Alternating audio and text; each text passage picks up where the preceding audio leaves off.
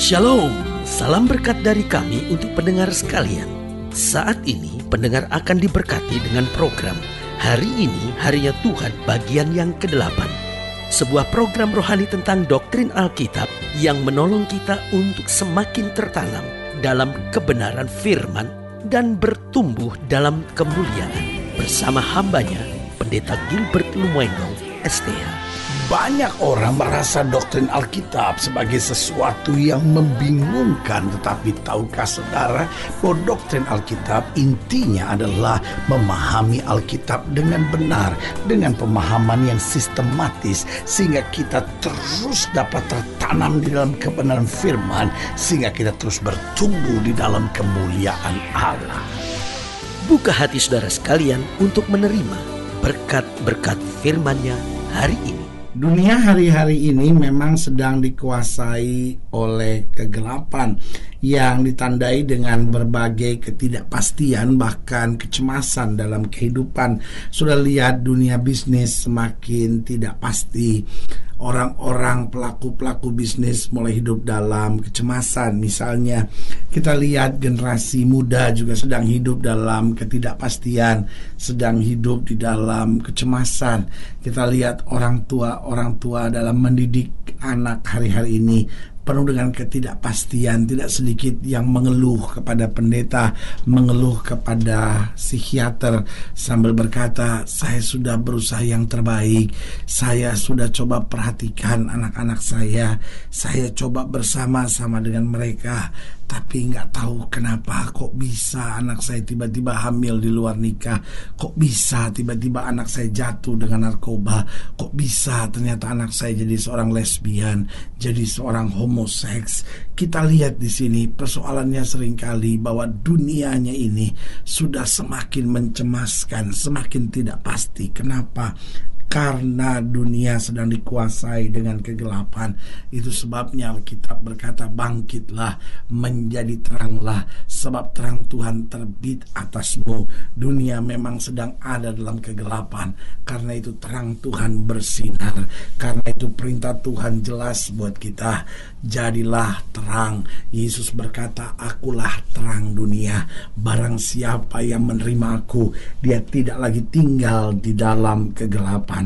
Allah kita adalah terang, dan ketika kita hidup dekat dengan Dia, bukan berarti kita nggak ada masalah, bukan berarti kita nggak ada persoalan, tetapi makin kita dekat dengan Dia, satu hal yang pasti yang kita ketahui, bahwa kita menerima terang itu, kita menjadi terang itu, dan kita merasakan manfaat berkat-berkat terang yang luar biasa. Haleluya. Selamat datang dalam program kita hari ini, Harinya Tuhan, sebuah program rohani yang kembali mengingatkan kepada kita betapa pentingnya kita menjadikan firman Tuhan sebagai dasar keseharian hidup kita.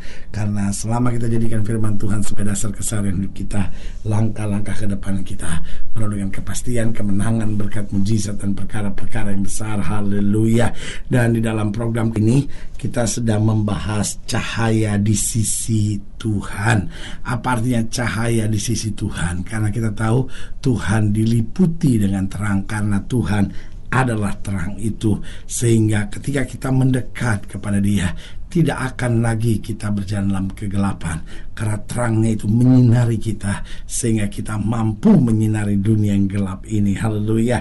Nah, dalam pembahasan tentang cahaya di sisi Tuhan, kita mau sama-sama lihat Habakuk pasal 3.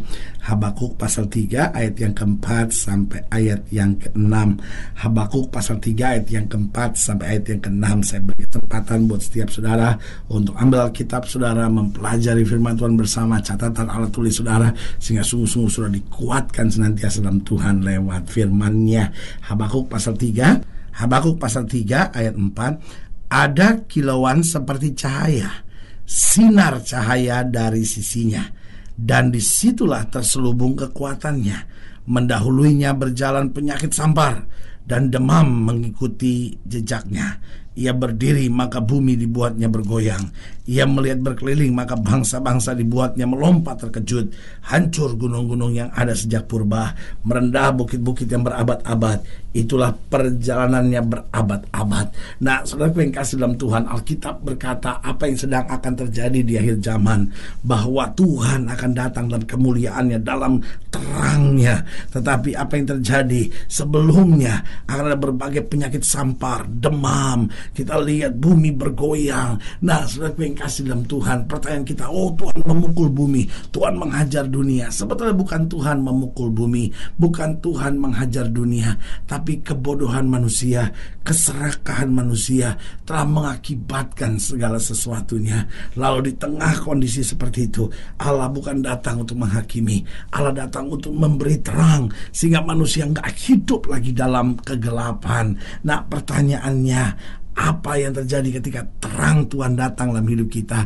Yang pertama saya pelajari bahwa di dalam terangnya kita dijadikan mengerti kekurangan dan kesalahan kita. Saudaraku yang kasih dalam Tuhan, kenapa dunia tambah egois? Karena dunia gelap. Manusia hari-hari ini penyakit yang paling parah dalam hidupnya adalah tidak tahu kekurangan, tidak tahu kesalahan. Sementara dia sedang salah, dia menyalahkan orang lain.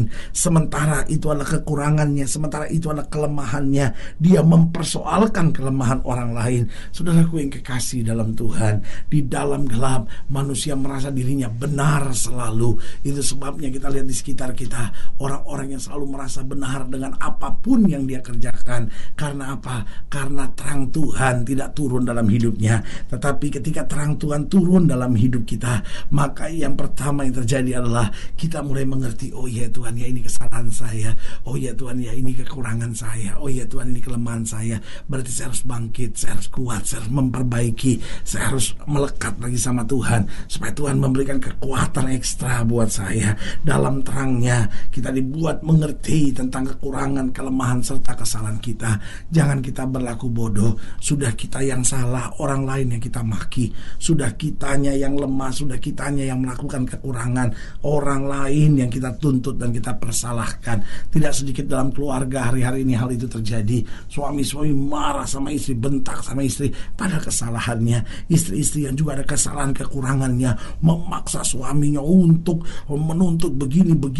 Sebagai hamba Allah, saya mau ingatkan, mari biarlah terang Tuhan menerangi kita, sehingga kita melihat setiap masalah selalu dari sudut, oh iya saya juga ada salahnya, berarti saya harus memperbaiki hidup lagi, supaya makin hari hidup saya makin berkenan kepada Tuhan. Yang kedua saya pelajari bahwa dalam terangnya kita dijadikannya mengerti tentang jalan-jalan yang harus kita tempuh. Kadangkala kita hanya jalani jalan yang menurut kita gampang untuk kita tempuh, jalan-jalan yang menurut kita enak untuk kita tempuh, jalan-jalan yang seringkali menurut kita hanya bisa kita tempuh. Tapi hidup ini bukan sekedar jalan apa yang enak kita tempuh, jalan apa yang menyenangkan yang bisa kita tempuh, jalan apa yang bisa saya tempuh. Tetapi dalam hidup ini adalah soal jalan apa yang harus saya tempuh, apa yang Tuhan kehendaki untuk saya tempuh. Karena kalau kita jalan di jalan yang harus kita tempuh, berkenan kepada Tuhan, maka yang kita lihat adalah kemenangan, berkat, damai sejahtera, dan perkara-perkara besar. Itu sebabnya saudara yang kasih dalam Tuhan, kita butuh terang Tuhan. Dunia ini penuh dengan orang-orang yang gelap, yang sedang bingung tentang jalannya, karena semuanya serba gelap, jalannya hanya coba-coba, sehingga hasilnya banyak mengecewakan. Yang ketiga saya pelajari dalam terangnya, kita dijadikan yang mengerti tentang hal-hal yang harus kita hindari. Dalam gelap kita tabrak saja, dalam gelap kita buat saja apa yang kita mau. Tetapi di dalam terang kita mulai sadar, oh iya, ini jurang. Kita mulai sadar, wah ini kalau saya jalani hancur, wah ini gak kuat, wah ini menjebak saya. Dalam terang segala sesuatunya menjadi clear, dalam terang segala sesuatunya menjadi jelas. Waktu kita mengerti ini harus saya hindari, karena kalau saya tidak hindari, saya akan terjebak, saya akan hancur di dalamnya. Dan yang keempat saya pelajari dalam terangnya, kita dijadikan yang mengerti tentang kasih-Nya yang begitu luar biasa. Dalam gelap yang adanya persungutan, kenapa begini Tuhan, kenapa begitu Tuhan. Tapi dalam terang Tuhan, ketika terangnya terbit atas kita, terangnya tercurah dalam hidup kita, maka apa yang terjadi? Kita mulai menyadari, iya ya, kasih Tuhan begitu luar biasa dalam hidup saya ya. Kasih-Nya mengampuni saya. Oh, sehingga di tengah dosa, di tengah kelemahan, di tengah kekurangan saya bukan orang-orang yang harus bersungut dan kecewa, tapi kita tahu kita sudah diampuni. Lalu kasih-Nya bukan hanya mengampuni dosa kita, bukan hanya mengampuni kesalahan-kesalahan kita, tapi juga yang kedua, bahwa kasih-Nya itu menyertai kita. Itu sebabnya dikatakan jelas, Dia adalah Allah Immanuel, Allah yang menyertai kita, Allah yang bersama dengan kita, Allah yang tidak pernah meninggalkan kita. Menyadari bahwa kita disertai Tuhan, itu mendatangkan kekuatan baru buat kita, bahwa kita tidak sendiri. Yang ketiga, saya pelajari kasih-Nya begitu luar biasa. Dia membela kita ketika kita dalam serangan-serangan kegelapan, ketika kita dalam tekanan-tekanan musuh. Dia bela kita, Dia angkat kita, Dia beri kemenangan yang gilang gemilang. Dan yang keempat, kasih-Nya begitu luar biasa. Dia memberi kepastian buat kita. Oh, haleluya. Hidup Kristen bukan hidup yang ragu-ragu. Hidup Kristen bukan hidup yang cemas. Hidup Kristen bukan hidup yang panik. Tapi hidup Kristen adalah hidup yang punya kepastian. Kenapa kita punya kepastian? Karena Tuhan sudah mengampuni kita. Dia menyertai kita. Dia membela kita. Oh, kasih-Nya sungguh sangat luar biasa. Inilah saatnya untuk kita menyadari, Tuhan, hari-hari di depan saya tahu terang. Oh, jalan-jalan di depan saya tahu terang. Karena saya tahu Kristus sumber cahaya luar biasa itu. Karena itu biarlah kita senantiasa mengerti kekurangan kita, kesalahan kita lewat terang-Nya. Biarlah kita mulai mengerti dan taat pada jalan-jalan yang harus kita tempuh. Biarlah kita mengerti dan taat untuk hal-hal yang harus kita hindari.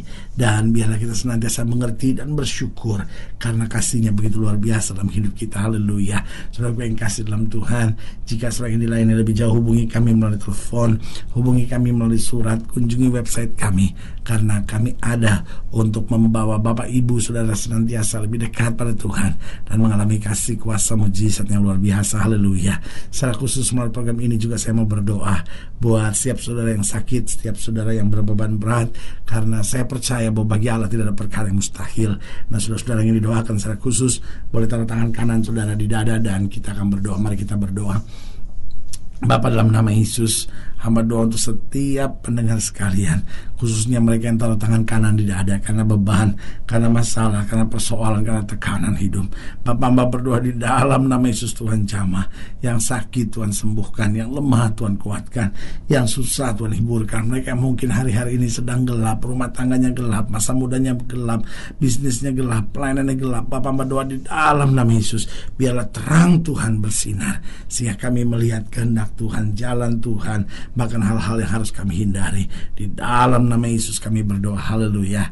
Amin. Saudaraku yang kekasih dalam Tuhan, kita sudah berdoa. Ingat, tidak pernah Allah lalai menepati janjinya. Inilah saatnya buat kita untuk bangkit, bersemangat, bersuka cita dalam menghadapi segala perkara. Karena kita tahu Yesus hidup, Yesus berkuasa, dan selalu Dia beri yang terbaik buat anak-anaknya. Haleluya. Doa saya menyertai saudara. Sampai berjumpa pada program berikut. Dan jangan lupa, jadikan hari ini harinya Tuhan. Haleluya.